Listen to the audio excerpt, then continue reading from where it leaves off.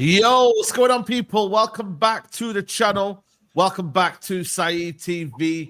We are live for the Straightjacket podcast 321 today. Hope everybody's doing well. Hope everybody's good. And you know, I don't know, you guys, have you got any guys? Have you got snacks next to you? I've got some fruit here. Water, man. Just water. But the fruit, you know, because seeing as Ashworth is cutting down on the fruit, you know, I thought, you know what, I might just donate some to the staff canteen. So this is my donation to the staff canteen, people. So if you could do your bit, because INEOS are not doing their bit, so I'm doing my bit. So listen, any staff that's working at Old Trafford and you can't get any fruit or any fruit bowls, come and find me, and I've got you. I've got you covered, man. You meant to say Radcliffe, not Ashworth. They sacked Ashworth. Yeah, Ratcliffe, that's it. So, guys, I've got my. That's probably I might have a flapjack to donate as well. Yeah, you know what? You got to donate. Listen, we need to donate, Miller. What do they get? What do they get in the canteen? What do they get? We're apparently only getting fruit right now. You know what I mean? I'll donate some bread. I'll donate some bread. Donate some bread, man. You know what I'm saying, yeah, man? I'm telling you, donating? The chat, what are you donating? Yeah, chat. Let us know what you're donating, man. Because right now it's not looking too good, man. You know what I mean? We might just donate some biryanis, man. I know any company. I swear down, man. If you're in Manchester, man, I'll donate some biryanis, man, for the staff. You know, to eat on their lunch, man. If they're about, man. You know what I'm saying to you? But big up everyone here. I think we need to go with Baz. We need to go with Baz and take just take a massive, like, maybe on a weekday we should drive there and just take the staff some fruit and veg. Yeah, and biryani. I'm telling you, man. But yeah, man, big up to everyone locked in. Smash a like on the video. Subscribe to the channel if you're new. Subscribe to Minna Football as well, and also Nuruddin United Real Therapy. But Minna, how are you? You know, I see you yawning there. Is that just because of the state of United, or just you're tired? I'm good, actually. Guys, I got a roof on my head, man. I got food on my plate. I got my heating on. Alhamdulillah. You know, you can't let United bother you too much. Like, there's more to life than football, guys. Facts. Like, there's more. You know what? After the game, I literally just went about my day. I realized when I don't go and watch content and I don't read Twitter and I don't go on TikTok, I can get over a result a lot quicker. Yeah. Life hack, guys. Yeah. I mean, it's called the social media detox, Mina. The detox. Yeah. It helps. Detox. It's real, man. After the game. Get out of it. Yeah. I mean, Faz was chasing some kids that were knocking on the door and doing a madness, you know what I mean? So, yeah, literally, there was some kids knocking on the door, and then he decided to just go out there and chase them. And I was like, yo, listen. He's a grass. He's a grass. He went to the house and he started telling them in Urdu, I don't know what, you know what I mean, Gujarati or, I don't know, Punjabi. He started speaking. Urdu. It was Urdu. Urdu, yeah. Yeah, so he started speaking to them, telling them off. I was like, yo, man, relax, man. We don't do that round here. But listen, big up to Faz. Nuruddin, man, listen, it's actually a nice sunny day, you know. I went down to the park and that with a bit of a stroll, you know what I'm saying? It's a nice lovely day, man. 11 degrees feels like 19 in Manchester. But how are you, man, Nuruddin? Good, man. Big up, John. I've just been to see John.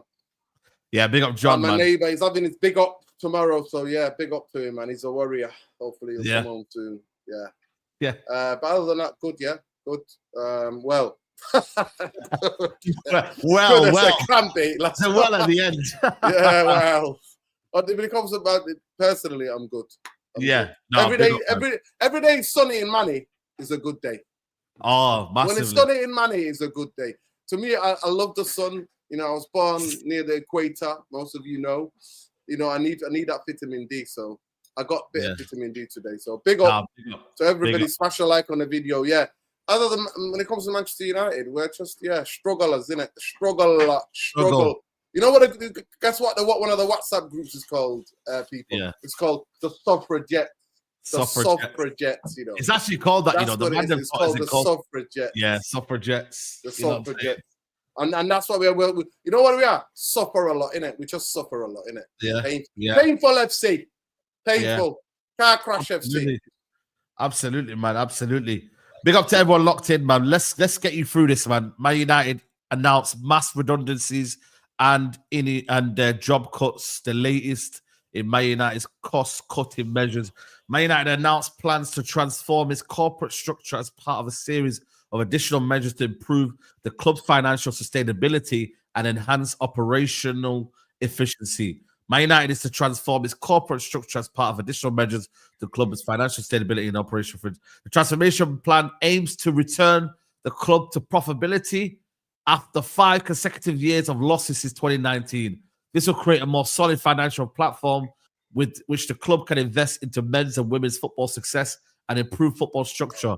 As part... Oh, no, you just got to laugh. You just got to laugh. As part of measures, the club... Saeed, please, Saeed, you have to stop. You have to give me breaks for me to laugh to some of the Jackinory. Okay. This is BBC Jackinory time. Story time. Yeah. Gather around, children. It's story time. Carry on. Yeah. As part of these measures, the club anticipates that approximately 150 to 200 jobs may be made redundant, subject to a consultation process with employees. This would be an addition to the 250 roles removed last year. So we're looking at nearly 500 job roles, man, being lost, within the space of a year and a bit. Omar Berrado, Man United CEO, said, "We have a responsibility to put Man United in the strongest position to win across men's, women's, and academy teams. We are initiating a wide-ranging series of measures which will transform and renew the club. Unfortunately, this means announcing further potential redundancies, and we deeply regret the impact on those affected colleagues. However, these hard choices are necessary to put the club back on a stable financial footing. We have lost money for the past 5 consecutive years. This cannot continue. Our 2 main priorities of the club are delivering success on the pitch for our fans and improving our facilities. We cannot invest in those objectives if we are continuously losing money. At the end of this process, we will have a more lean, agile, and financially sustainable club, while continuing to provide a world-class service on our valuable commercial partners. We will then be in much stronger position to invest in football success and improve facility for fans while remaining compliant with UEFA and Premier League regulations." There you go, man. So basically, he's saying more cuts, more pain, and more problems until we get money. You know what I'm saying to you? Like, obviously, the comment at the bottom there is violent, but GBT. Yeah, that's what it is. The biggest one for me was this one here about the staff canteen. I don't know if you've seen that one there. So the staff canteen was open between 11:30 and 1:30. Yeah, and they were giving hot food, drink, and basically food. Right, that's now going to be closed now. So they're only going to be giving fruit. Hence why I said, you know what I mean, get your fruit stocked up, man. But I'll start with Minna first and foremost. What do you think? Necessary? Overboard? Is it just a reality? What are you saying, Minna? My issue isn't if it's necessary. It's the way that it's being packaged. Like, firstly, I've never in my life, I've worked in the corporate world, for many, many years. I've never seen a redundancy program be packaged up as a transformation plan, because essentially what I see is that INEOS is trying to sell this to the fans, that it's what is needed to take Man United back to, being competitive, being on the front foot in terms of financially. Now, the canteen thing, that's interesting. And the reason why I say it's interesting is this is reportedly going to save them 1 million a year. Yeah? Yeah. They had no issue throwing the money around when it came to Dan Ashworth and when it came to Eric Ten Hag's renewal, etc. These kind of decisions were made without any sort of questioning as to how the implications could turn out to impact the team or impact the club, financially. And what I hate the most is they did this before. I can't remember. It was another statement or another kind of report a couple of months or it was about a month ago. There was a report about when there was more cuts coming out at Manchester United, and it was said in order for Manchester United to compete in the transfer window. And this is my issue, is the way that it's being packaged is a bit narcissistic. It's like, oh, we have to sack these people if we want to go and spend money in the summer transfer window. We need to get rid of 500 jobs at Manchester United. It's reported that, by the way, Manchester United has a buffed up workforce, over 1,000 employees, which is nearly double what maybe Manchester City have, etc. But I feel like because fans are losing their patience with INEOS, this is all coming at the worst time for INEOS. And if we're going to talk about, obviously, how the United found themselves in this situation, it all stems back to the Glazers. All of it goes back to the Glazers and their ownership, honestly. And I feel like some people might feel like redundancies are unnecessary, but the way that I see it, I never want to see people lose their jobs, especially not working class people. And I won't allow it to be packaged as the benefit. It's going to be a benefit for Manchester United, because if we sack 200 people, we will be able to spend in the transfer window. It doesn't work like that. It really should not work like that. And I can't wait to hear what Nuruddin has to say, because I don't know, Saeed, man, INEOS were your people. Again, this is a myth. This is a myth. They were your guys. Come on, they were your guys. They were your guys. They were never my guys. I wanted Qataris. I never wanted them here. No, but we sat here in the summer, and you but that said, was because of the transfer. and you were supporting them. No, I wasn't supporting. A week later, you were supporting them. No. They were your guys. You were accused of having a brown envelope. No, what I was saying was, in terms of the transfer window, I said it was a fairly reasonable transfer window. But in terms of who they are and what they represent, and the fact that when they went in bed with the Glazers and they never really wanted to buy the football club, I was always not for them. I was always pro Qatar. So in that regard, you were pro Qatar before obviously INEOS came in, yeah. But when INEOS came in, you were pro INEOS consistently. No, I wasn't pro INEOS. Am I lying? Chat, am I lying? No. I was pro structure. Having a structure in the football club, I saw the benefits of that. Obviously, then I didn't realize that Ashworth was going to be sacked, and then there was going to be all of these kind of miscommunication within the board. I didn't anticipate that. If we have a structure at the football club, that can only be a benefit of that. So that I agreed with. But this whole idea of INEOS and the way they're moving right now, I don't trust them one bit. I think they're moving very, very fraudish right now. And Omar Barada is someone that I'm looking at right now as someone that, he loves to talk. He's a big talker. So all of this is not great, man. And I'll be honest with you, I kind of echo what you say, Minno, in that, all of this money that we're having to gain or kind of recuperate, it's like, bro, like, it doesn't have to be this way. I get it. People say it's business, but losing staff members, you know what I mean? I mean, Canteen and whatnot. Like, there's a lot of things that I think for me are just crazy. And it's like, no one will blame them for the debt. There's no one here saying, the debt is on them, etc., etc. But there's a lot of things that I'm like, bro, at the end, it's saying here, I don't know if you see the end of the statement. He says here something about we will be in a much stronger position to invest. Like, you should invest regardless. It's gaslighting. It's gaslighting. Yeah, they're basically telling you we have to do this in order for us to get to a better position. And it's gaslighting to me. That's genuinely how. Yeah, there's no guarantees. It's a lot of PR and a lot of kind of like, let's put it in this way so then people will be patient. Like, no, like, you have to show us something to be patient with you. And right now, you're not really showing us anything in that regard. So for me, it's like, honestly, they are testing the fan base, and rightly so, man, because they don't really have a plan. They claim to have a plan. They claim to know what they're doing, but really and truly, they don't, man. And they're seen as one of them. So, Nuruddin, big up to you, man. What are you saying to all of this? Yeah, I mean, it's like I said, Jackin, if you live in the UK, we've got children's TV channel called CBBC. They make up things, plays and stuff, stories, fictional stories. That was nothing but a ChatGPT chat. That's what that was, speak. At the end of the day, I think Mina and both of you here right on the head. How do you package half in the workforce? Because Manchester United were about 1,000. I think we had a one moment, 1,000 employees. People don't understand. These are people who work in Manchester United are not on 150 grand a week. You know what I mean? If they're on like 40 grand a year. Do you understand what I'm saying? The people, especially down south, think they're on like 70 grand, 100 grand a year. No, they're not. They're not on none of that money. These are working class people. And to me, anybody who tells me it's business, then to me, it shows you who you are. You're just a nothing but a two-beat bootlicker. And for me, there's nothing I don't understand in this world. I cannot stand is bootlickers. You know what? If the people who want to be horrible and want to put that energy out there, dog eats dog in that world, then fine, right?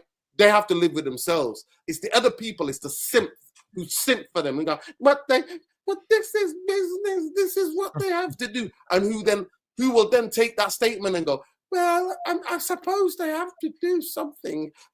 Who put the club in this position? Who put the club in this position? Manchester United grew. The bigger we got, Saeed, Mina, and the chat, the bigger Manchester United got, the more successful we got, the more departments we needed. The more departments we needed. So at the height of Manchester United, it was over 1,000 employees. Saeed, you understand that the scale of what Manchester United is? It is we're a gigantic football club. So now they have, the only thing that they've come and done is half the workforce. And then cut people who are United fans, Saeed, who, I know 2 people who could have got a job. They're experts, right, in their fields. They would have a better jobs, but they're big United fans and they wanted to work United. They wanted to be part of Manchester United. They want to live in Manchester and stay living in Manchester other than going abroad or going down south to go and get work in the fields that they're in. But they decided to stay here. So this idea that what we're thinking, 60 grand at the most, maybe 70 grand, between 30 grand, 20 grand, right? The scale up between 20 grand and maybe 70 grand. We're going to save employees that are on that. We're going to save money for us to go and buy players in the transfer window. Are you taking the piss?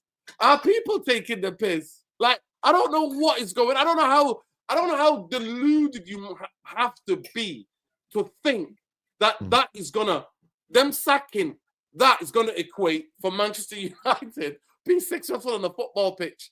If you believe that, then you're not a bootlicker, you're just a robot. You need to be turned on and turned off at the end of the night. That's what needs to happen to you. You need to be turned on like you turn on a Hoover and then turn it off and pack it away. You need to be packed away because you're a robot. At the end of the day, these are vultures. INEOS, people who are trying to separate INEOS from Glazers need their head fixing as well. That's another way of bootlicking as well. Going, well, it's not their fault. They're just coming that building and they've got to sort it out. It's the Glazer. Glazer's still on the football club, you absolute muppets. I see some of you. People send me your tweets. What the hell are you guys on about?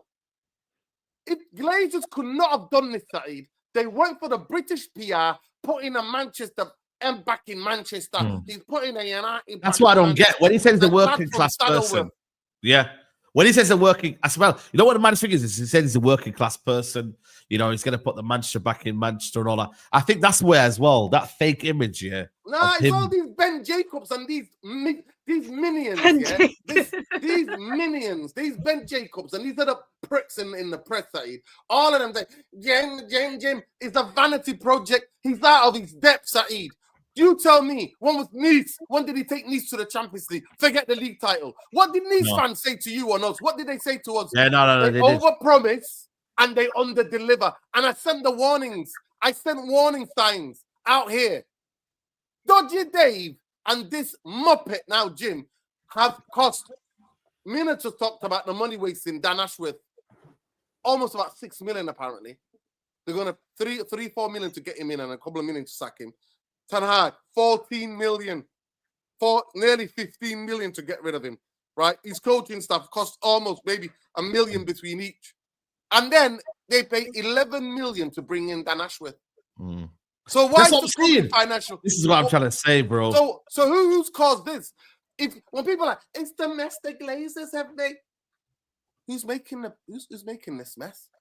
Forget the Glazers. They're the front of the Glazers. They're the front for Glazers. They're taking over the football operations. And so when you have a look at the hierarchy, why is Joe Glazer there then? Why can't it just be Dodgy Dave, Jim Durrat, and Omar Barada? Why could it be there? My friend calls it Omar Potato. Effing potato. That's what he is, mate. That's what my friend called him on a chat, on a WhatsApp chat. Omar Potato, mate. Muppet. So at the end of the day, our fan base, Mina, some of them are the biggest bootlickers you'll ever find in the world. What I mean by bootlickers, they get taught, they always have to... You're saying it's basically the word enabling. They're bowed down to what the Glazers have done, so they deserve the Glazers. Majority of us don't. There's half of our fan base that do not deserve the Glazers. But a lot of our fan base, they deserve it. I told you when we came back from lockdown, I went around every gate, went to the east stand, went to the north stand, went to the south stand, went all around the stadium, and I was hanging out, man. I don't know if you told you the story, but coming back from the lockdown, I was handing out Glazers out placards. Yeah, I remember. I handed out that day, I must at least about 1,000 placards because it was going around. I was giving it to everyone. Every 4, one person like, nah, giving me that. Bootlickers. Bootlickers are everywhere in this world, right? They could be sat next to you right now. But Mr. Glazers, yes. Who's made the reason mess? Who's lost the club almost 50 million? Who? But they want to sack people. So the Glazer and INEOS mess up the football club because due to their mismanagement and gross misconduct. If you know, in China, nowhere of a lie, this one thing about China. In China, my friend who's Chinese, he said, you know what? He's a big United fan, big up child. He says to me, in China, if you are in charge of a company and then you fail the company and you try to sack people, you the one that get locked up for mismanagement and gross misconduct. Wow. They jail people. Who are messing up these companies. So, and these people and other people as well, I've got another message for other people go, but football is a business. Mate, Tesco as a business, Asda, Sainsbury's, those type, or any other corporate job is not like football. Football is a business, but it's a different business.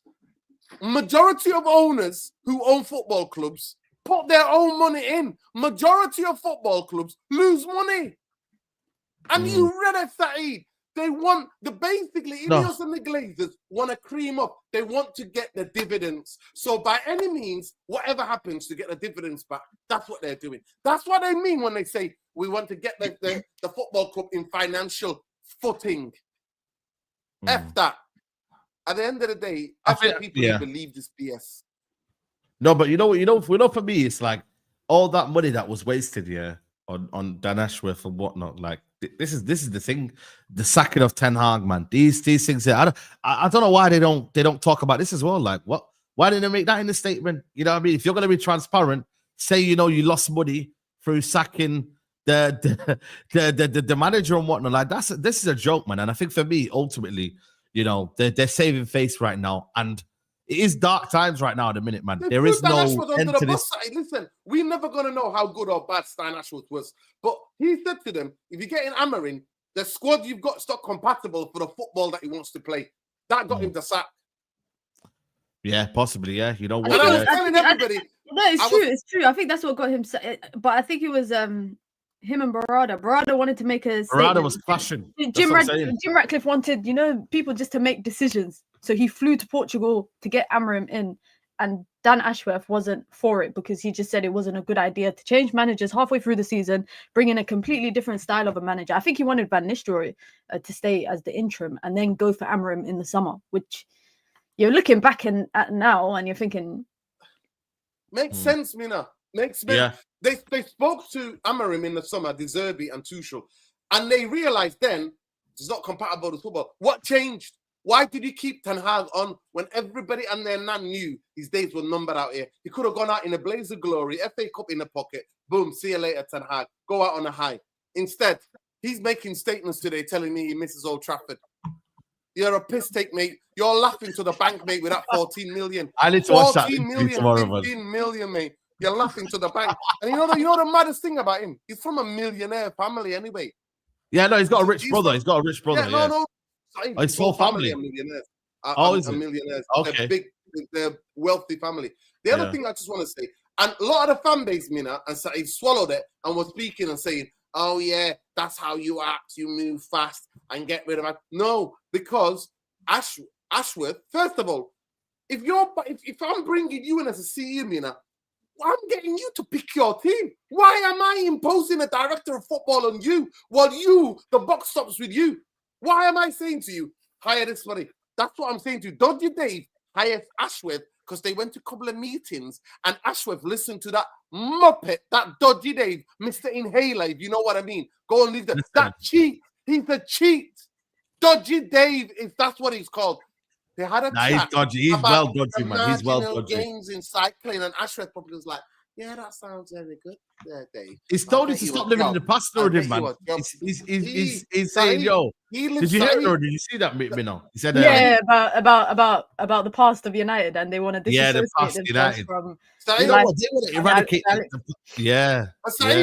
He needs to go and stick to his own sport. Then how about that? Go and stick to cycling. Oh, you're not allowed to practice anymore, are you? Because you cheated. Because you cheated, mate. You cheated. Marginal gains, marginal inhalers, mate. F that. Sue me if you want. Sue me, mate. You're a cheat, you're on my side. You can't sue me. I don't give a damn, mate. I'll meet you anywhere, pal.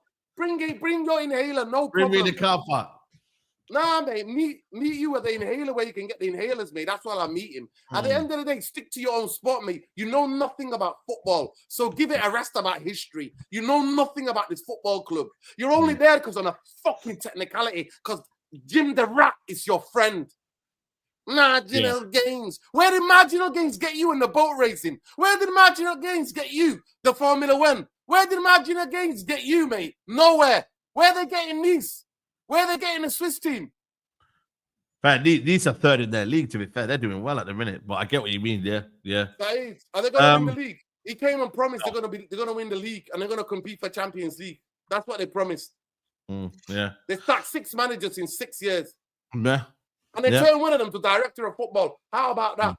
A couple of super chats are coming through. Big up INEOS. Ramadan is coming, so the staff should be okay. Not gonna lie, Liverscombe doing 20 tackles makes me sad. Big up Destroyer says it's typical corporate BS. This happens in every multifunctional to keep shareholders happy, but will mean very little to the overall financial picture. Players could stop 2 weeks of salary if they cared. Who's excited for Ramadan? Big up, man. Yeah, definitely, man. Definitely. I thought the best in class got hired. Total lie. And Akshay says, more of the team must be in the sewers. No wonder the performances are in the gutter. You know, to me, the staff side. Could you imagine? All of the backroom staff that we never see, they're all there helping the players. Could you imagine the energy that they're getting? All worried for their jobs. Oh, this son. They start that woman 30 years she worked there. 30 years they got rid of her. She was she worked in the communication operations.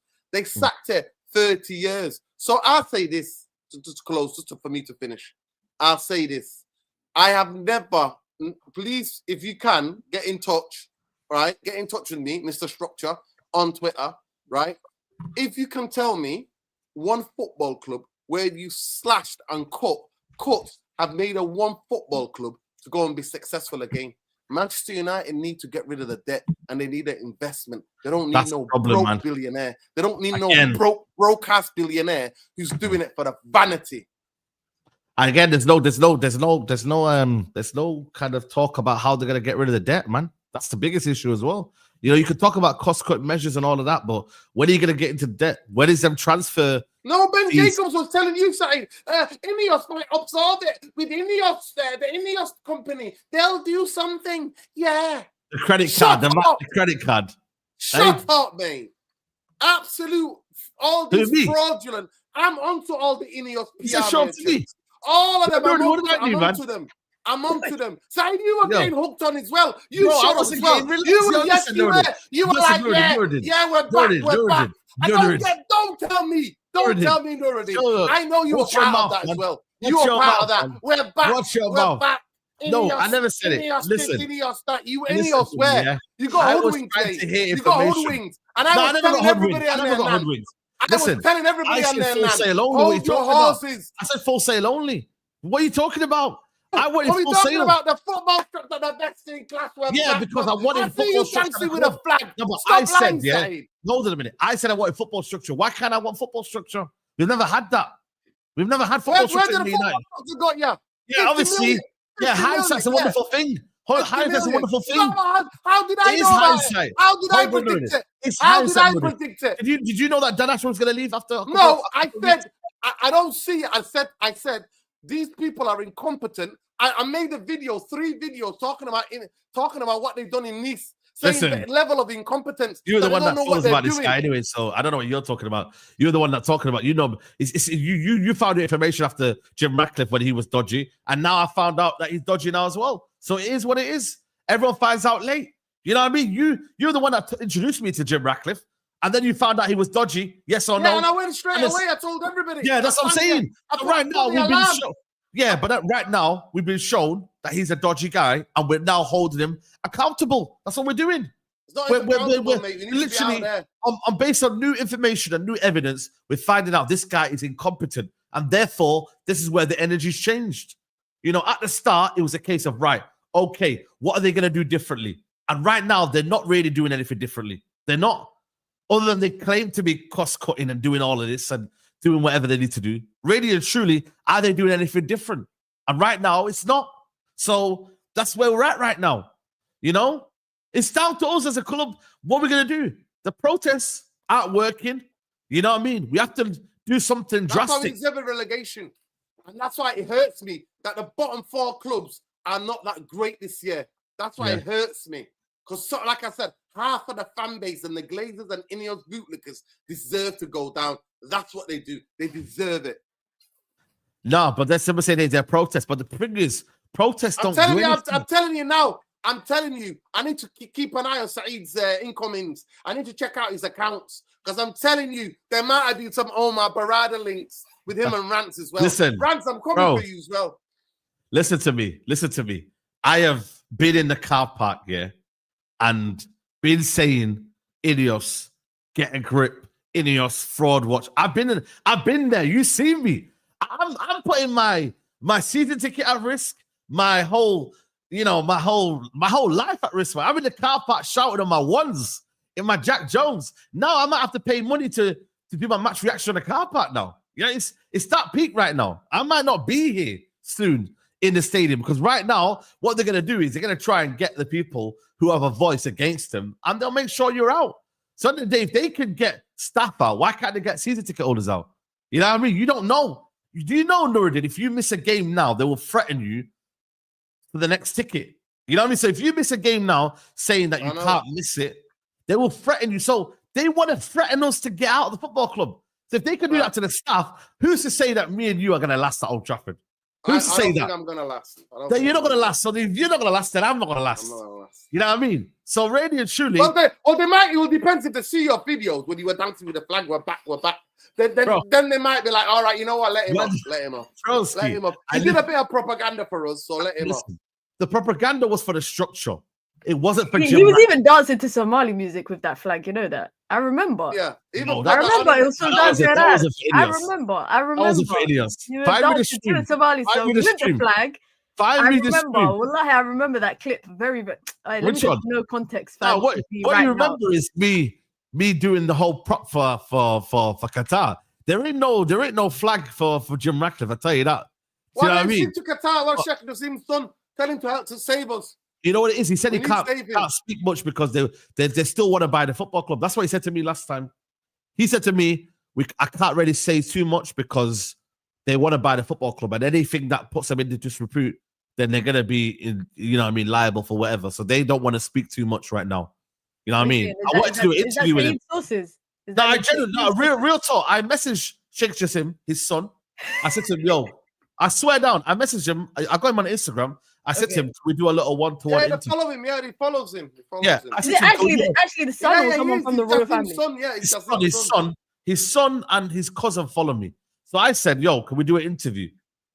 You know what I mean? Wherever. He said, I can't because of so-and-so, in terms of, what's going on. They still want to buy the football club. They've said it to me. They still want to buy the football club. So on the day, I'm trying to sort something out there. But really and truly, unless we get Glazers gone, unless we get relegated, it's looking really, really bleak. Because they've got now a person who is the spokesperson, who is the front cover of Glazers. That's what they are. They are the front cover.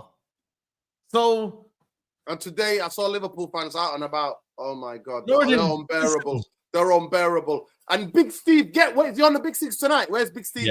Yeah. Right. Tell him from me, message from me. When we dominated this league, We never let the Scousers have a sniff. Maybe 2014, they came a bit close. We made sure they didn't win one. When they're on top, when they're dominating, they let fucking Liverpool win twice. They disgraced the name of Manchester. What about us, though? What about us? We let them win the treble. Listen, do you think that Liverpool can survive our owners? Do you think any other football club in world football can survive our owners? What I'm trying to say to you is, Nordin, we let City win the treble, so it's null and void. What you're saying? We've let City win the treble. It is. We got owners who play against us every week. Every week. Saeed, I've told you this before. Let me finish. I said to you, if a Liverpool fan, an Arsenal fan, and a City fan got in a room, they could never have come up with a better plan than the Glazers. Never. And now INEOS, they could never have come up with a better plan than them. Never. How the downfall of Manchester United. So we've got owners who self-sabotage my football club. But Man City, you are a disgrace. And I think the name Manchester should be taken out of your badge. It should be called City. That's all you should be called, City. That's it. Because you let the Scousers win 2 league titles. We did as well. We did. You're a disgrace to Manchester as a city. I don't really. You're a disgrace. I would love to crash on City, but it's us. It's our problem. We've allowed that to happen. You know, we let City win the treble. We let so many things happen, man. We got to be accountable. You're talking about accountability on here, and you're now deflecting. You know what I mean? You're now deflecting now, Nordin. What are you talking about? Look at your own club. I've just explained to you. We've got owners who self-sabotage our football club. And we've got to hold that. We've got to firm that. You've got to firm that. You've got to firm that. You've got to firm that. You've got to firm it. Affirm what? You've got to firm what? That's happened. I just explained to you. Mina, please help me. How much do I have to say? I said to you, if you get the most bitter Liverpool fan, bitter City fan, a bitter Arsenal fan to go in the room to cock up a plan for the downfall of Manchester United. Yeah, but why are you asking for favors, though? A better bid than the Glazers. But you can't ask for favors, though. Listen, it was the government. I blame it on fucking Tony Blair, fucking Gordon Brown, that Labour Party. No, Mina, you know. No, it's true because they allowed it to happen. They allowed it to happen. Yeah, I know the story. Because they allowed it to happen, right? They derelegated the markets in the UK so that listen, do you not think people did not think high leverage takeover was a dangerous thing to one of the biggest football clubs in the world? They let it happen because they got brown envelopes. It's true. It can't happen anymore. It's illegal. Listen to me. Regulations now that stop it from that kind of takeover ever happening in sport. Yeah, no, they can't. No, that's the Glazer rule, isn't it? The Glazer rule. But my thing is, and by the way, big up to everyone watching right now. 1.3K in the building. I don't know why you're not hitting the like button. We've got 1,000 people not hitting the like button right now. But ultimately, we have to look at ourselves, man. It's easy to blame others in life here, but United have done this to ourselves. We have done this to ourselves. Again, it's the Glazers. Can you listen to me before you jump in? Fans? Listen. Do you think the Glazers know what a rivalry is? The Glazers came to Old Trafford and started cheering when the other team scored because they didn't even know what team was shooting where. I know, but I'm saying right now the Glazers are part of Man United. They own us. So what I'm trying to say. This is when I say we as a club, Man United.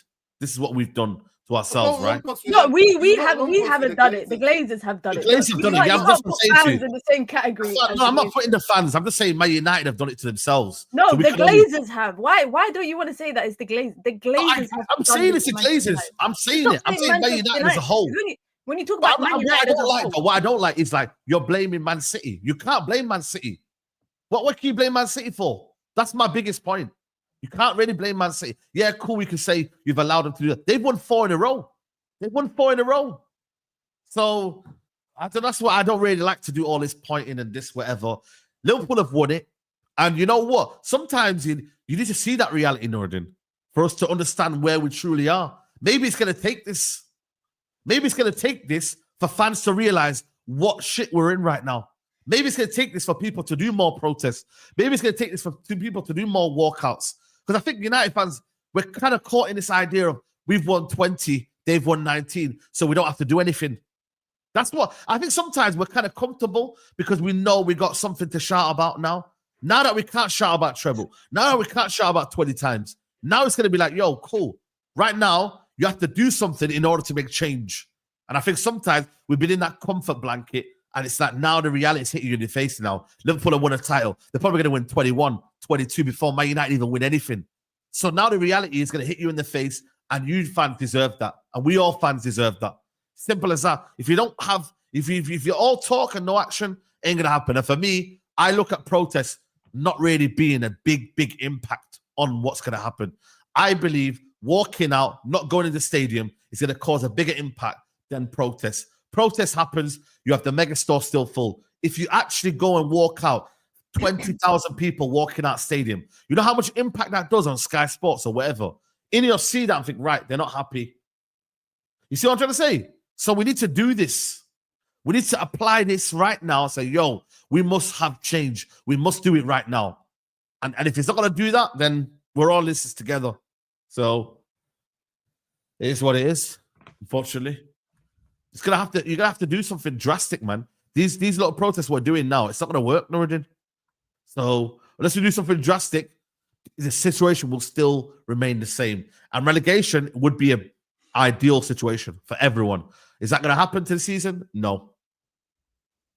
What I think would work, I can't say it on stream. Yeah, no, yeah, absolutely. I know what you mean. Yeah. But let's talk about Hojlund, guys. Let's talk about Hojlund and talk about Hojlund. Yeah, let's talk about Hojlund. Apparently, United have got major concerns about him, and yeah, they're not really happy with him. Mina, yeah, man, it's not looking great for Hojlund. I mean, what is that 16 Premier League goals without a game? Sorry, without a goal. Yeah. And Garnacho is what, 13, 14? 13, something like that. Yeah. It's bad. It's really bad. Like, what is it that you think is his biggest problem? Is it a case of just the touch, the control? Is it a confidence thing? Like, what is it like? It could be down to confidence. That could be that. It could be. I feel like a lot of these players, you know, Hojlund when he came into Manchester United was not a finished product. And for the last, I would say, couple of months or the last 6 months, fans, and myself included, have been expecting a finished product. And that is mainly down, for me, to the recruitment of bringing in a young player and putting the world on his shoulders and kind of expecting him to immediately hit the ground running. Realistically, it was never going to happen. If you look at strikers who have come in historically to Manchester United, and I'm talking about, you know, you lot might not rate it, but like Romelu Lukaku, Cavani, these were seasoned strikers. They came in and hit the ground running because they were able to. You know, the price tag, we could talk about the price tag. We could talk about, you know, the fact that, you know, he came into Manchester United. He only had one season with the manager that brought him. And then now it's a new manager that plays in a different style. And then on top of that, I don't even think it's the fact that United don't play to his strengths. My biggest issue has been the fact that since Ruben Amorim took over Manchester United, a lot of people expected from Hojlund what Ruben Amorim had in Gyökeres, and that was never going to be the case. That was never going to be, and I feel like maybe as fans the expectation was set too high. I don't know if you remember, but before Amorim came in, I was reading so many articles and watching videos about people talking about how Hojlund can be the Gyökeres to Amorim's system, and that was never going to be the case because he was more, in my opinion, when Amorim came in, Hojlund was more on level with maybe what Gyökeres was at Coventry rather than what he is at Sporting right now. And that's us as fans, innit? We kind of overestimate, you know, what a player can give us, and then we're the first people to bring them down to earth. But equally with saying that, Rasmus Hojlund, in my opinion, hasn't given enough in the last 3 months. And a lot of players haven't, can I say? A lot of players haven't. Yeah, absolutely. Hojlund hasn't given enough in the last 3 months for me to look at him and think, you know what, there's a player inside there. He can't win aerial duels. Fun fact, last 2 Premier League games, he won 1 in 11 aerial duels. It took Chido Obi Martin a couple of minutes to be on the pitch to win 1 aerial duel. That took him 2 games to win 1 aerial duel. That's the first point. The second point is ball to feet. I feel like, you know, and again, a lot of players at United are guilty of this, so I don't want to be too heavy on Hojlund, but I feel like they overcomplicate football, especially when they have the ball. And Hojlund is one of those guys. He gets the ball back to goal instead of, you know, laying it off and, you know, making a run off of the defender in behind, you know, trying to stretch the back line. He'll pick up the ball, take a touch, look up, turn around, start dribbling and try and run at people. Dribbling, for me, what he had when he first joined Man United, and I'm thinking specifically about the goals he scored in the Champions League, what he has now is kind of different. He's changed. And I don't know if he's changed his playing style. Has, you know, the coaching system changed the way that he is? I think that Hojlund is not good enough to lead Manchester United's frontline. But equally with saying that, he was brought in as a young talent and we shouldn't have expected him to be the number 9 immediately. I think they went from giving him number 11 in his debut year to number 9. That's 2 heavy shirts. We talk about number 7 being a heavy shirt. 11 and number 9 is a heavy shirt to wear as well for Manchester United. So if he didn't have that price tag, I think the criticism wouldn't be as heavy as it is. But the fact that, for me, it's telling. The fact that Man United have brought 2 strikers in back-to-back summers and they're probably on their way to buy another striker in the summer says a lot more about Man United's recruitment probably than it does the players per se. No, facts, you're spot on. I don't know. I've kind of given up on him, to be honest with you. I don't think he's going to get any better. You know what I mean? There's no point crashing on him because he's just not good at this level. You know what I mean?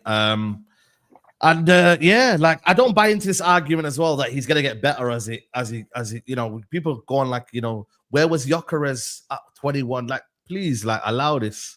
Can you just stop this nonsense, man? Where was Lewandowski doing at 21 or 22? Like, bro, what are we doing here? Do you know what I mean? Like, we have to just judge the player now. No, that's the real point, Saeed. No. That's the real we're not point. doing this. No, we're not doing this. No, that's the real point. Young players need time to develop. Manchester United is one of the worst players where you can develop as a young player. Listen. Go and check out what Varane said. Varane's interview. Varane broke it down there and then. Manchester United is not a place. And the idea that majority of people thought Rasmus is going to come in, we said he needs an older striker so he can learn and be developed the right way. Manchester United do not develop players. And I don't think he's them a in to bring them in. though. No, it is. I don't think the it conference is thing. I'm not going to lie to you. I keep repeating myself, yeah? Rasmus Hojlund in his first season was not doing what he's doing now. He looks the shadow of the player in the first season. Even when he was missing all those chances. Now, he looks like he looks worse than a Sunday League player. He looks worse than a Sunday League player now, where he can't even do the basics. He looks so bad. He can't even do the basics. I've seen more hold-up play and more of, like, energy and more of like know-how from a Sunday League guy who's just, you know what I mean, who's getting smashed most nights in the week. Then I see from Rasmus Hojlund, some of those Sunday League guys are pissed. They go on a Friday night, you know what I mean, Saturday night, and they come and play. And they have more football in terms of doing the basics. Beto, where was Beto before? What's Udinese? No, listen, Beto. But then is he the standard of what we're trying to look at? No, let me finish. Let me finish. Please don't interrupt me. Where was Beto before David Moyes? No. Let him finish his question. Where was Beto? Right. What was Beto doing in a team of Sondage? 0. David Moyes comes in, and I heard the interview with David Moyes. Those of you go and find it. David Moyes simplified his game. Said to him, Beto, you're not shooting from outside the area. You're not having some crazy shots unless the goalkeepers come out on you through 101.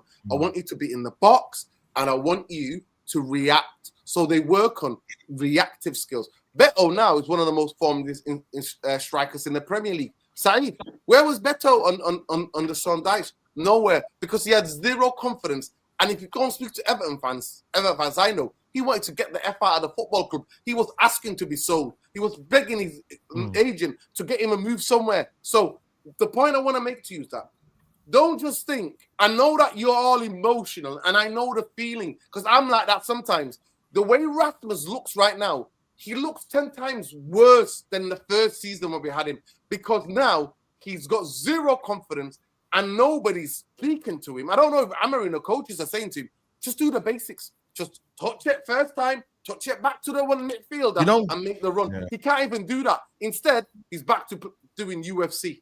And doing MMA. Why did he say this system suits me better against what was the game when he scored against he said Bodo Glimt, yeah, this system suits me better. You know what I mean? I think I'm confident in this, what I want to do. So you can't have your cake and eat it. You can't say he needs to be developed and whatnot, and then come out and say, you know what? I think this is what I'm about now. I But love this.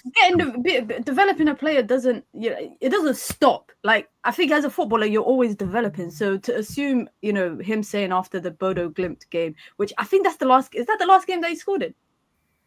No, I think he scored against. There was a Premier League game he scored against, wasn't there? I don't think he scored in the Premier League. Nottingham Forest. Was it the Forest game? Forest, yeah, in December. But my point is that you don't stop developing. So even though he's saying, about the Bodo Glimt, Do we have to develop every player? Do we have to develop? Yeah, you do, Saeed. When you buy them when you buy 20-year-olds, yeah. Flipping that. No, but what plays at 19 and he doesn't want to develop them. No. But my thing is, you know what? In today's delusional world, players are like FIFA. They're ready-made. They've got. No, I didn't say that. I didn't say that. 20, and they're gonna go be one of the most toxic football clubs in the world. One of the most toxic football clubs in the world are gonna sign players, and they're gonna just ball out. But even that, when we look at some of the world's best strikers here, and we look at their goal scoring seasons at 20 and 19 and 21, if they're the best in the world, and they were having bad seasons at that age, what do you expect from someone like Rasmus, who's not the best in the world? This is where you're wrong, right? So when you look at Rasmus here, look at his career. No, forget Rasmus. Forget Rasmus. 1 minute. 1 minute. I'm just letting you know, though. No, 1 minute. 1 minute. No, 1 minute.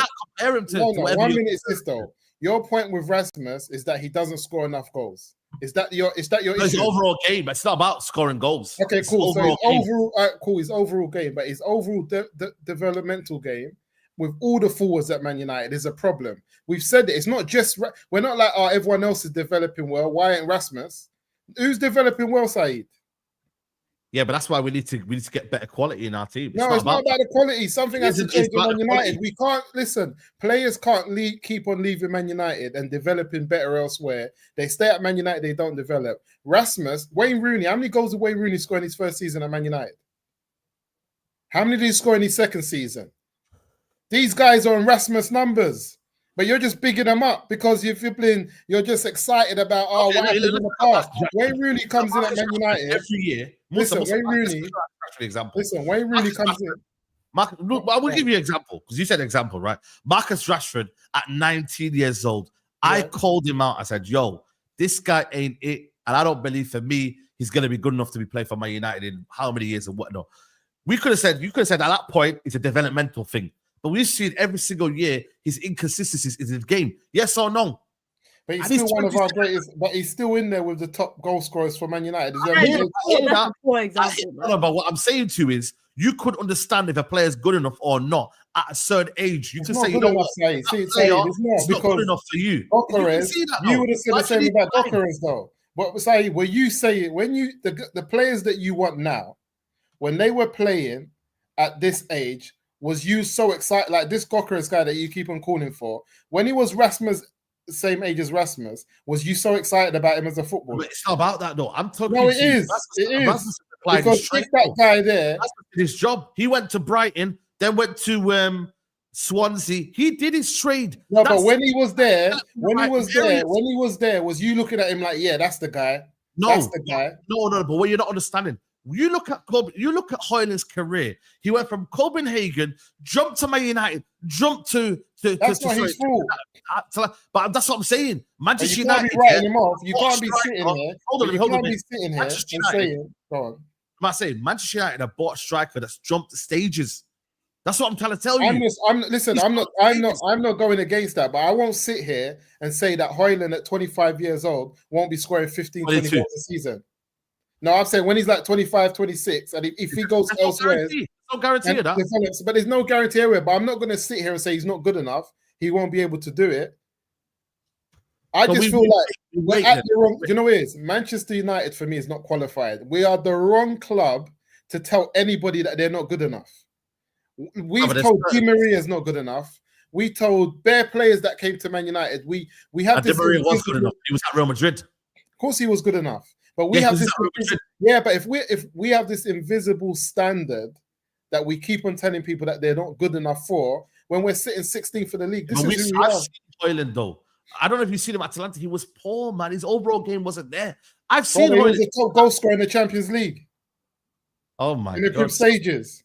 Yeah, what? So what? So what? You can't just take that off a young kid's record. Listen, if I'm a young kid, listen to this. Listen to this. Listen to this. Think about it though. Say, think about it. If you're a young kid that's just gone to Manchester United and you're 20 years old and you're the top goal scorer in the Champions League group stages, you're going to take that away from him and say that's by luck or he's not good enough. Yeah, but it doesn't mean that I now rate you. I now rate you. No, but you don't write him off. No, but you still look. But we're saying don't write him. I'm just saying he needs to be developed. You're saying no matter what, whether he's developed or not, you just think he's not. He's not what? What are you saying, Saeed? He will never. I'm saying it's not. United shouldn't rely upon Rasmus Hojlund. How many goals did he score in the league? Can I just chime in for a second? Just Musa on the point of development. I agree. I think Hojlund needs to be developed, but then I don't think United is the environment to develop him. No, we can't. I feel like United, because I think United need ready-made players right now. That's it. We need ready, we can't develop alone then. But Saeed, can I just say that also that doesn't take away from the fact that United did their work with Marcus Rashford. I think that example you gave of Rashford coming from the academy and you said you didn't rate him or you didn't think he was going to be a great player.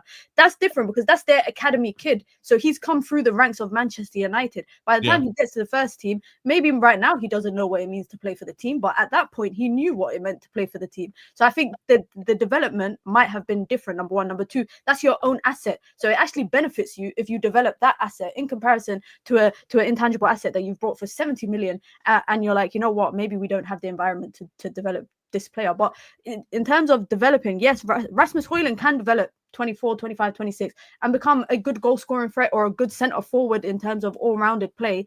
But Manchester United right now, and I said at the beginning of the season, before we brought Xerxes, I said Man United strikers do not have the luxury of patience because we've been trying to replace Robin van Persie for over 10 years. The closest that we got to it is probably bringing in Romelu Lukaku. Zlatan, closest was Zlatan for me. We dissed Romelu Lukaku, who scored 1 and 2. The brother scored 40-something goals. No, it wasn't me. It was this guy here. And we rinsed him. It was this guy here. Nordin. Why Why didn't you give him development time, Nordin? Why didn't you give him development time? Nah, he was already developed at that time. He was in his mid-20s. Why do you give him more? He was in his mid-20s, mate. Yeah, but Nordin, he played about 85 games for us and scored 44 goals. He was 1 and 2. And he also, but he wants to give time to Hojlund. Mate, and he was dreadful. How can you be dreadful when you're doing your job? We're not qualified, Doradine. That's the problem. You're a hypocrite. You have to say you got that wrong. No, I'm not. You have to say you got it wrong. You're gonna let me answer. You're gonna let me answer.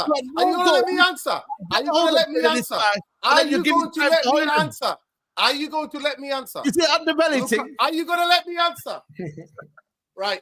Romelu Lukaku's first touch was the crime against football. He scored. Musa, come on, let me finish. Romelu Lukaku going to the stadium was one of the most frustrating footballers to watch. Romelu Lukaku, for the size that he was, for the player that he was not getting us anywhere. All he was doing was stat padding, right? Stat padding against the middles, against the bottom of the leagues, and mid-team mediocre that Manchester United should beat. When it came to big games, where was Lukaku? Rashford has got more incredible record against all our rivals, against the goals and assists than Romelu Lukaku did. So let's not try to remix. Let's not try to remix. Let's not try to remix. Let's not try to remix. You just want one player to remix now. Let's not try to have. You know what? Oh, Lukaku was shy. Musa, I swear to God, Musa, I swear to God, if I ever if I could go back in time, wallahi, if I could sit next to you anywhere where you were watching United at that time, and Lukaku did his first touch, your next sentence would have been, get him off the pitch. I was wrong. Saeed, if I've got a shooter who shoots 1 and 2, I've got it wrong. Now I've looked at United, I can clearly say, listen, Lukaku was not here to win the games on his own. He had 10 other players around him that should have been helping him. So what if he scores 1 and 2 against other teams? Where's Rashford? Where's Greenwood? Where's everyone else stepping in when he's not scoring? But right now, we can't have the level of striker that we have now and not look back and say that we flipping disrespected Lukaku. We did. No, we didn't. But my thing is like, What I don't get from Nordy, why I said we didn't disrespect him. He was not good enough. He was not good enough. How can you score 1 in 2 and not be good enough? All-round play for Manchester United was not good enough. And majority of you now are trying to invent. You try to invent something. His hold-up play was disturbing for a big striker. My point about Lukaku, it's not about whether he was a good player or not. It's about the fact that Manchester United brought ready-made strikers. Whether you think they were good or not, that's, each to their own. And my point about Hojlund is that Manchester United strikers do not have the luxury of patience right now. They don't. And it's the harsh truth. I agree with that. United, and I don't also think when Man United are in the process of an entire rebuild, are they ready to develop players? I'm actually quite worried about this transfer strategy of buying young players that are to be developed, because I feel like Aiden Heaven, for example, I'm not singling him out, but I have no expectation from him because I've watched him once in my life, and that was a preseason game against Hojlund, and I wasn't impressed with him. But now that I'm seeing that he's been brought in for Manchester United's first team, I am a bit worried about the transfer strategy and approach from INEOS in terms of when Ratcliffe said it when he first took over. I don't want to buy the Mbappe or the greatest player in the world. I want to find the next greatest player. Bring me the greatest player in the world, man. Put the prize. That guy that was with Dan Potts, man. Did you see that guy with Dan Potts? He said he's not a striker. No, but I got his point. I understand that. Isn't that what's his name? No, but the thing is, a striker should be a goal scorer. Dan Potts is saying, like, a striker is a goal scorer. No, but his point was that what Arsenal have is it's not a striker that's a goal scorer. There are strikers that are not goal scorers. Like Bobby Firmino wasn't a prolific goal scorer. He was giving you double-digit goals, but he wasn't a goal-scoring machine like Mohamed Salah or Vinicius or etc. So I understood that point. Yeah. Let me get these super chats in. Big up to everyone now, guys. By the way, I just want to say I'm not defending Rasmus Hojlund's form at Manchester United, but let me just say to you something. It's contradictory to what you're saying. No. I'll just say this quickly. Yeah, he doesn't put himself on the effing football pitch. None of these players do. None of these players do. They don't put themselves on a football pitch. If they're playing crap, they should be dropped so they understand. Yeah. Big up Jojo. He says pair for Ipswich available. Check DM. Listen, man, Joe, are you giving them for free or are you selling them? If you're selling them, everyone, if you want to buy 2 Ipswich tickets, Jojo East has gotten some Musa winner. If you want to come down to watch Ipswich United and United, let me know. You have to drive all the way down from London to watch shite. I've got offered the next 3 games. I went to Spurs the other day. I told you I'm not going back. Why would I go back to watch United? Am I mad? You're mad. Yeah. Nina's got to drive and travel all the way down here to come here to watch shite. Free. He said free. He said free, by the way, guys. Free. Wow. Jojo East is reliable as well. He's a good guy, man. So, guys, if you want free 2 tickets for free, obviously just be a member. I don't know, Jojo, if you want them to be a member or anything like that. Yeah, I mean, shout Jojo East or shout me and I'll send it to you for free. So, if anyone wants to go. Yeah, so you do a giveaway, mate. Yeah, giveaway. Yeah, Jojo East, shout me. I'll do a giveaway. Goldbridge must be in tears with these Rasmus conversations. Adewale, big up, he said, too much sentiment in the fan base. Youth like Garnacho and Hojlund ain't good enough. Simple as if we can send Ahmad on loan, who is way better than both, why can't they go on loan? Facts. No, Rasmus I'm not against that, Adewale. I'm not against that. You should loan him. Yeah, if you had a striker, you would loan Rasmus out, Garnacho out to go and to develop. Yes. I remember Bearman wanted. You see where it is right now. No, you know what? I want to ask a question. Before Hurricane was Hurricane, who was he? How many teams did Hurricane go to? Leicester City, all these other teams. And you know what? Till he got given a chance, until he was coached the proper way and developed the right way. So I don't know, man. It's not always millions. Listen, the people who were saying about Anelka was a freak. You don't understand. Anelka was a one-off. Anelka at that age was the freak of nature. You can say that to every single player. They don't make footballers like that anymore. They do not. Those footballers are shit now, and that's a fact. No. But I'm saying this, you can say that for every single player that comes in. We can say that for Wheatley. Let's develop him and then maybe become. Have to though. That's the process side. People like Anelka are the exception. They're not the rule. The rule is you develop players and they come into the first team. Your eye test and you say, you know what? Yeah, but you develop players. The rule is once upon a time. Musa, guess what Saeed will be saying now in the class of 92? Oh, that one there, that ginger one, he needs an inhaler. He needs an inhaler. Get him off the football pitch. Oh, the other one. Oh, that guy there carried it. Oh, he doesn't know what he's doing. Different era, man. Different era. Oh, that one there. He's a hothead. It's not a different era. The problem is, you and your FIFA generation, what you would be saying against the class of 92 now. What you would be saying against the class of 92 now would be shocking. What you would be saying. The question I want to ask Saeed, where is this 21-year-old striker that you want to play for Man United? That's I don't want to. Who said I want 21-year-old striker? But that's what we're judging Rasmus on his age and his experience. My judgment is if you are good enough or not. You're not good enough because my thing is players always came in there. You had Ruud van Nistelrooy in front. You got Cavani. You got Van Persie. We're getting players in, which we shouldn't be doing. There's no more development. What happened to reserves? They used to be reserves. I think Rasmus Hojlund is the only striker that's coming to United that has not had someone beside him to learn from. Yeah, I can't remember the last time. Look at all the strikers that United have had. Look at all the strikers United have had, of young talent. Marcus Rashford came into Manchester United and he had the. Where was his excuse then? Where was his excuse? Huh? He wasn't giving an excuse. Martial was not giving an excuse. Greenwood was not giving an excuse. Marcus Rashford was not a striker, by the way. He's a wide player. Marcus Rashford's not a striker. He's never been a striker. You know what I'm saying to you? They're forward players. Greenwood is a generational talent, Saeed. A generational talent. Left foot, right foot. Everybody knew it from the age of 11, 12 years old. Saeed, the question I want to know. What are you on about, Saeed? Who is the number 9 that you want for Man United? There's a couple. There's not one. There's a couple. Osimhen. So in the whole of world football, you've only got 2. Because there's a shortage of strikers anyway. What does that tell you? There's not a shortage of strikers. There's so many strikers out there. I don't know why. They're good enough, though. They're good enough. That are good enough. There are good strikers out there. But again, tell me then. I would take the lap. I mentioned I mentioned Delap before as well. No, you laughed at Nuruddin last time when you I'm not having none of these. I'm not having anyone. I'm not having anyone under 24 years old at Man United up front.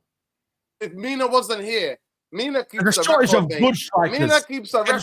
That man moves is moving mad right now. If Mina wasn't here, I would be accused of all sorts. Saeed was against Delap. I was the one that was praising him, saying he looks like a generational talent for the stuff that he's doing right now. And I'm going to watch him. I'm only going on Wednesday to watch Delap to see what he's like against Maguire and these lot. Okay.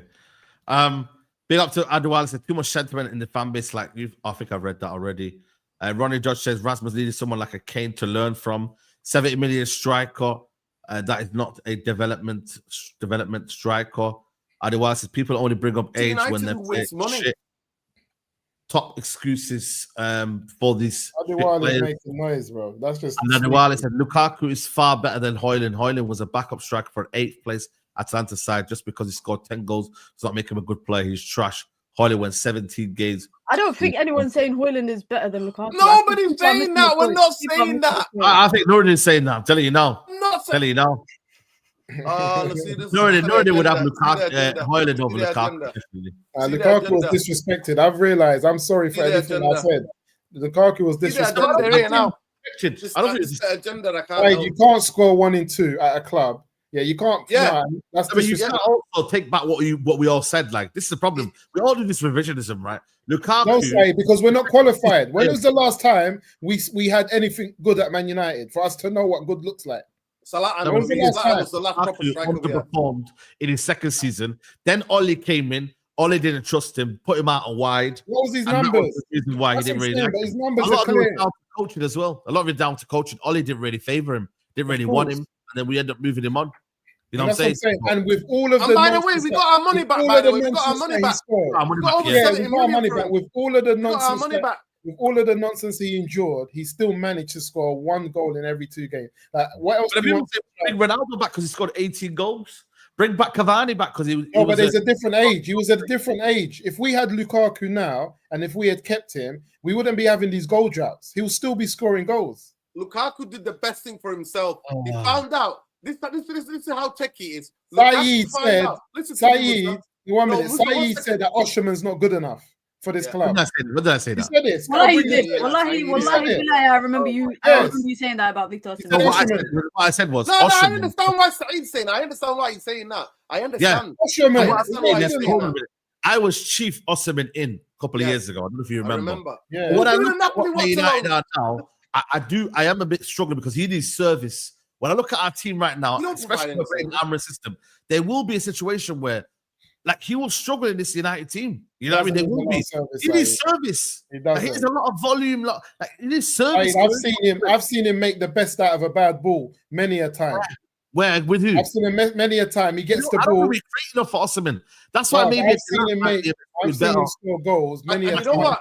Listen, here's one for you people. I think in the last couple of years, any striker in the world, you can bring the best striker in the world, they will struggle in this team. Do you know why? We don't create shit.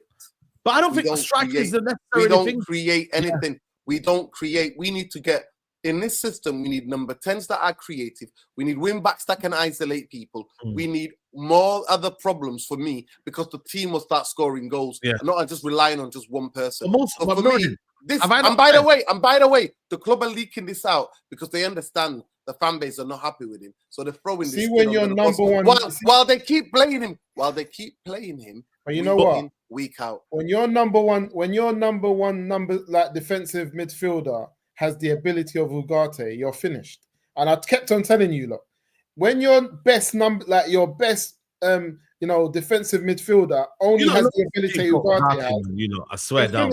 Ugarte can't be, if you want to score goals without a striker, Ugarte can't be the first person to get the ball. No, it would be alongside him. That's get alongside him. Why do you think PSG got rid of him and when they got that kid from Benfica?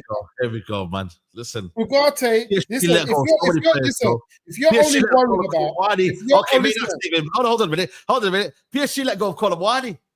So you're gonna make that problem, same thing. But they've got strikers though. I get why they let go of him. My problem is this.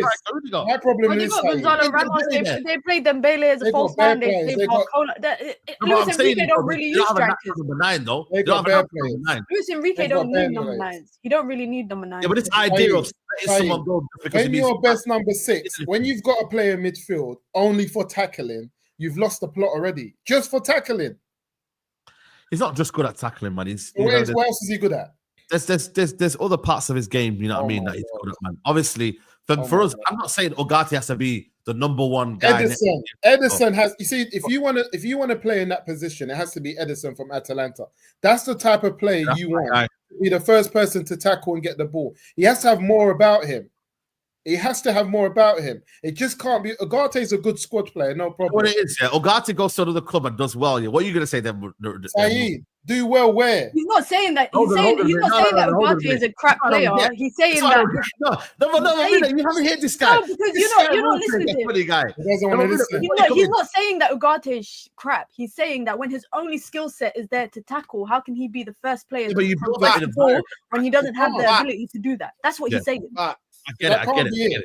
So he's talking about doing well. He's talking about going somewhere else and doing well for a team that's like, I don't know, top 6. He's not competing and he's tackling. He's doing. Yeah, I get that side. But if you want to score goals without a number 9, from midfield, you need to create from deep. The first player that gets the ball has to be able to move that ball and quick.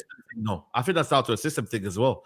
Because you got to remember, Ugarte was doing this similar for Sporting's team that he was under Amorim. So I think it's down to a system thing rather than Ugarte itself. This is the problem with the United fan base, right? We're always looking towards one player doing something, one player to go score goals, one player to do this, one player to do this. It's a collective thing. We can't carry players. You understand that we need. I understand the creativity, but the creativity can come down the wing backs. The creativity can come down the 10s. But I say that, like with Lisandro Martinez's absence, I think we're going to need a lot more. I think you're going to feel it a lot more. Man United, maybe Ugarte doesn't need a deep lying player next to him right now because of what Leach was doing. But now Leach is not there.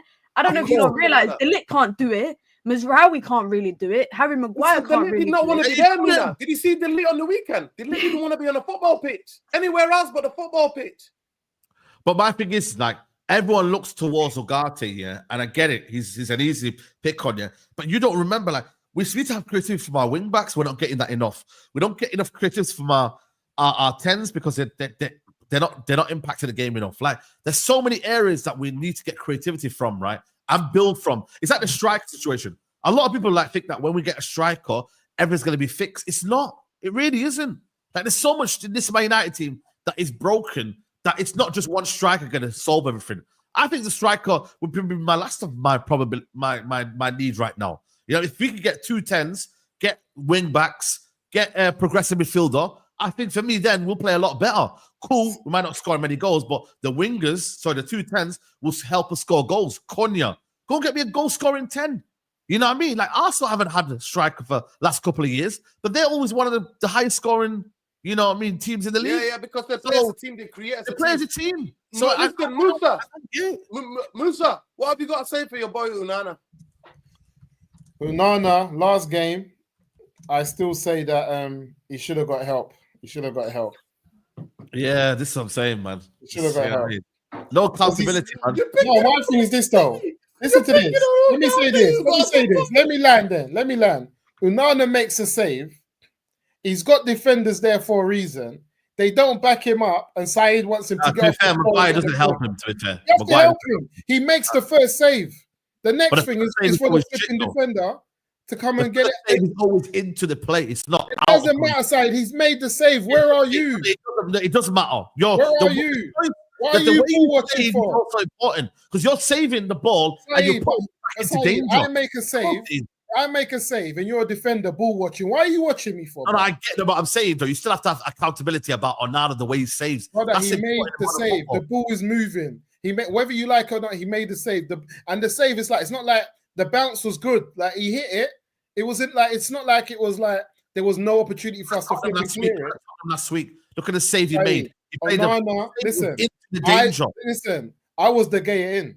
So don't bring me this on. This is what I'm saying. I was the gayer in. You know what I've noticed here? This is my United fan base. We're finished. I was the gayer in. You know we're finished. I was the gayer in. I'm saying this Man United fan base. Direct it at Musa. That's what you're talking about. Saeed jumps. No, Saeed's a jumper. Have you seen that film Jumper?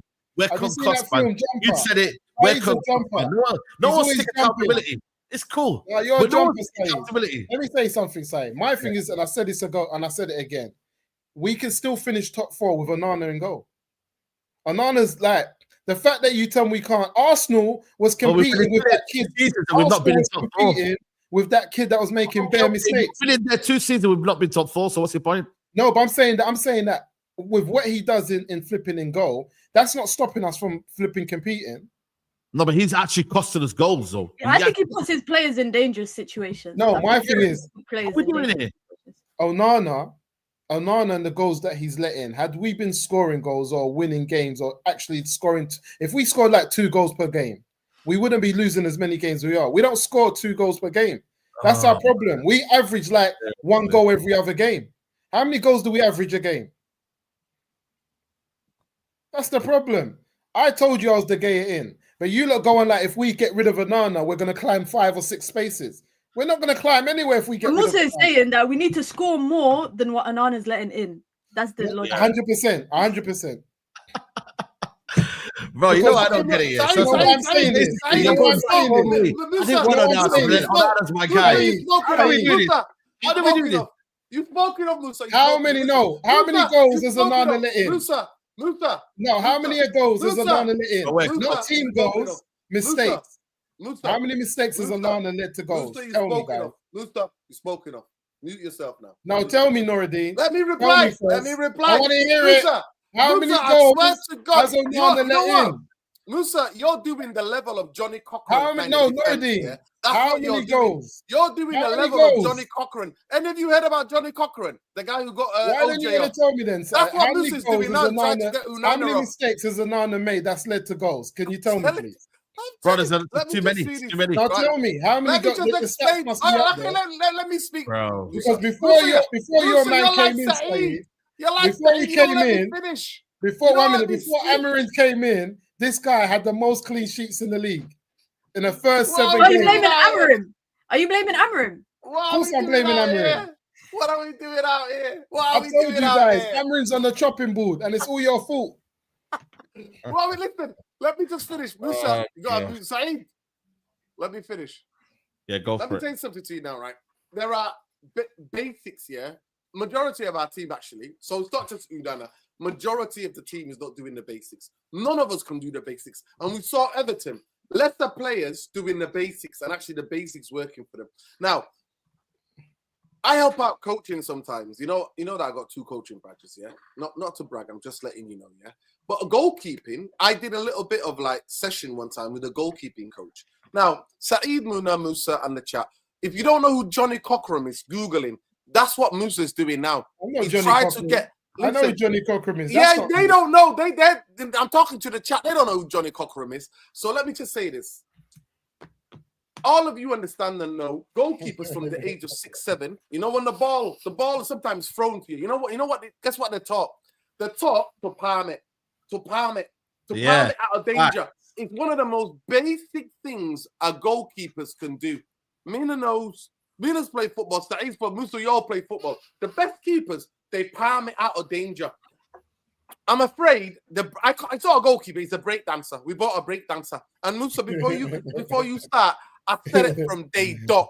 I said it at Saeed. Saeed was getting gas going. But Pep said this. Yes, Saeed. Yes, you did. You were getting gas.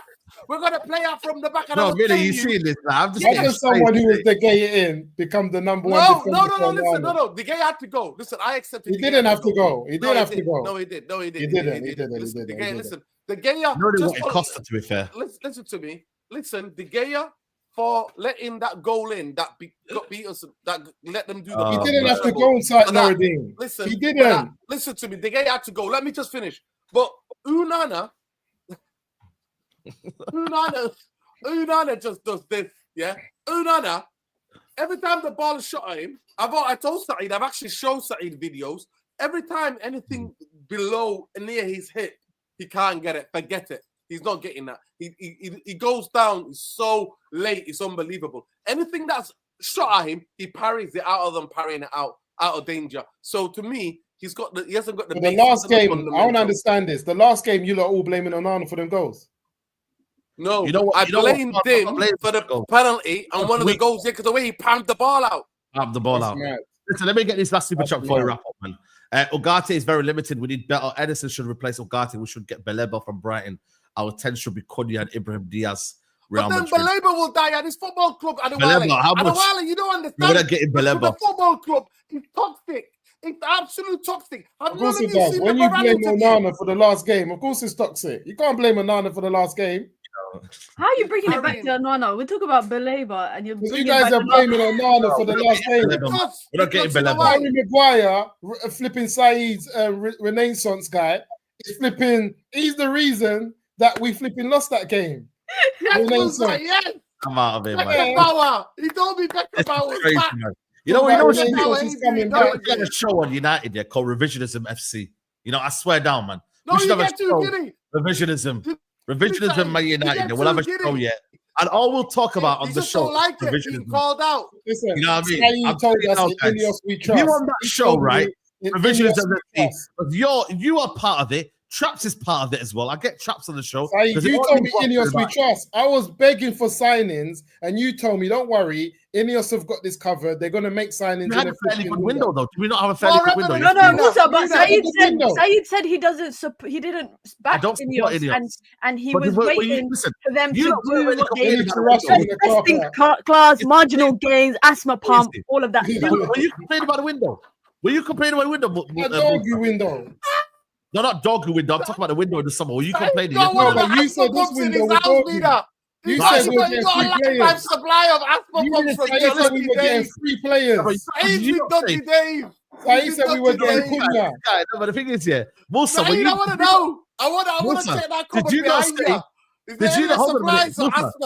Did you not say, if you bring me João Felix, I can allow INEOS? Yes or no? Yeah, because I wanted a striker. There you go. So you are one signing away from basically saying it's not one signing. I just said, even though INEOS, that was aspiration. That's bad. I just wanted a striker. All I wanted was a striker. One signing, you're gonna allow all of. I said I'll shut my mouth until the end of the season. I didn't say I was INEOS in. I said I'll just keep quiet if we get a striker in the January transfer window until the end of the season. They didn't get it because I knew they weren't going to get it. I told you from the beginning that these guys are out of their depth, and you told us, you, Traps, Rants, all said INEOS in. INEOS we trust. Yeah, João Felix, isn't it? João Felix, I wanted to check. João Felix, yeah? This is the one you wanted, yeah? He's as handsome as he's useless. It's the one you want, innit, man? You know what I'm saying? It wasn't. I just wanted a striker. You know what I mean? I just wanted a striker. When João Felix was chipping guys on his debut, lobbing the keeper. No one weren't saying that. I flipping Inter. Yeah, that's one game, though. That's one game. Yeah, first game chip. And how many games he had now? 4. And also, Felix ain't a striker. He's a 10. So he's not even right. I was just saying the situation we're in. If we get a striker, because I knew that Hojlund weren't up for the rest of the season, I will keep my mouth shut. But I've told you from the beginning, we can't trust INEOS. You've told us. Can I just say one thing? Saeed, generational stinker and hook. Bro, this has been your worst stream ever. You lot generational stinker. Saeed is not qualified. Saeed is not qualified. He's not qualified. What's your qualifications? What's your qualifications? Saeed's not qualified. Listen to me. You lot, yeah, one of them, your revision of FFC. You, Nordin, are hypocrites. I told you. And you know the funniest thing, Mina? And hypocrite FC. You lot, I'm telling you now, man. I warn him all the time not to get overexcited, Mina. Mina, how many streams have you tuned in when I'm telling Saeed, don't be giddy. Let's not get overexcited. Let's wait. Listen to me. We're back. We're doing it. We're doing it. You Nordin, we found out today, man. Yeah. You know what Saeed does? Hypocrite Saeed's FC. the guy. And you, Musa, Saeed's the guy. Yeah. Saeed, you will bring back every single United player, yeah, if you had to. Saeed, if you had to bring back every single judgment, you would do that. Points at players, and then when they're on their way and he starts saying, I'm not too sure about them, he bigs up flipping, what's his name? My man, Osherman, for about 2 seasons. Yeah, as soon as he gets close to coming in, what team we are. But as soon as it starts to get, who do we get 3 years ago? It's not the same Osman now. It's not. It's not. Have you seen the goals he's been scoring? He's still scoring. I agree with me today. Saeed's had a howler today. Think of a hooked, mate. Hooked. Replace Saeed Maxwell. You know what I'm saying? You need to kick yourself out of the stream. You know what I am? You need to kick yourself out of the stream, man. I am, yeah. You know what I am? When new evidence and facts are presented to me, then I act accordingly. There we go again. I am not negative FC. How do you know what I mean? I am not revisionist FC. I am presenting new evidence and argument. I will then look at that accordingly and then base my judgment on that. So what I feel at the start is how I feel at the start. Bring the flag out, man. Where's the flag? Bring the flag out. Bring it out. Put the tunes on. Put the tunes on, man. Put the tunes on. When I see new evidence, yeah, then I will make my argument. I'm not negative. I am just, when evidence comes in, I will speak according. That's how it should be in life. Life should be about, when you see something, you give it the benefit of the doubt. You say, right, go and do something. Then over time, you then have your own opinion and you say things about it. That's all it is. See it. Anyway, see it. Yeah, there you go. Mina knows it. But listen, people. No, I want to ask the question here. Listen, big up for the stream, this podcast. I'm proud of the podcast today because we only mentioned his name once, actually, the manager. We talked about the things that are the fundamental. No, we don't need to talk about the manager. We talk about too much, man. Listen, that's what I'm saying to you. That's why I love the stream today. Yeah. Because we focused on where the focus should be. We're focusing where the focus should be. Yeah, pick up to Saeed, but the rest of it is at a howler, Saeed. Absolutely today. Saeed's not getting any fruit or any lunch or any dinner tonight. We got fruit, man. Don't worry, man. Guys, you know what I mean? If you got fruit, you pay for your brood bang. You know, back in the day, Nordin, remember tissues used to be of value. I'm telling you now, fruit is of value. If you have it, this costs £5 each. There we go. Guys, follow Minna Football. Big up to Minna for jumping on. Big up to United Real Therapy. Follow him as well. Also follow Musa as well. You know what I'm saying to you. Musa, you got the charity. Let them know about the charity, man, for Ramadan. Small Project is a charity that we do in East Africa. So we're in Tanzania. We're in Uganda. We're in Kenya. And soon land in Mogadishu. Don't worry. I'm not afraid. You guys are going to see me there soon. Come on. Yeah, we're soon landing. So you need to watch Surviving Mogadishu. We need to. I saw that.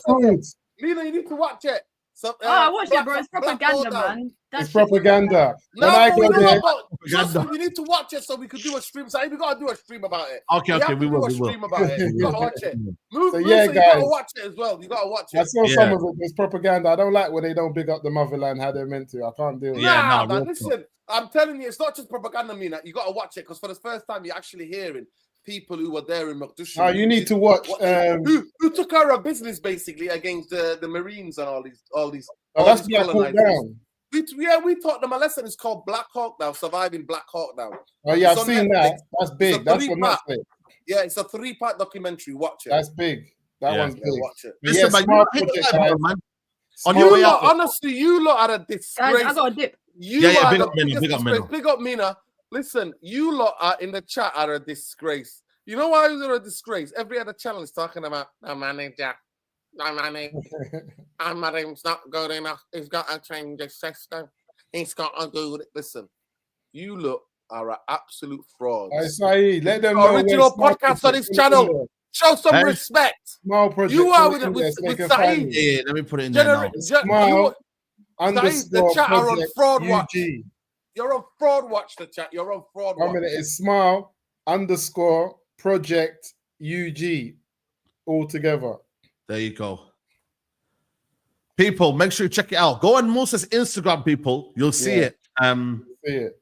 You're on fraud watch the chat. You'll see it, people. Go on Revert to Islam on Instagram. Go onto his Instagram there. You'll see the project there, man. Oh, big up to everyone. Big stream, man. Funny stream, actually, man. Funny stream. I was watching it in the car. You and the chat have had a howler today, Saeed.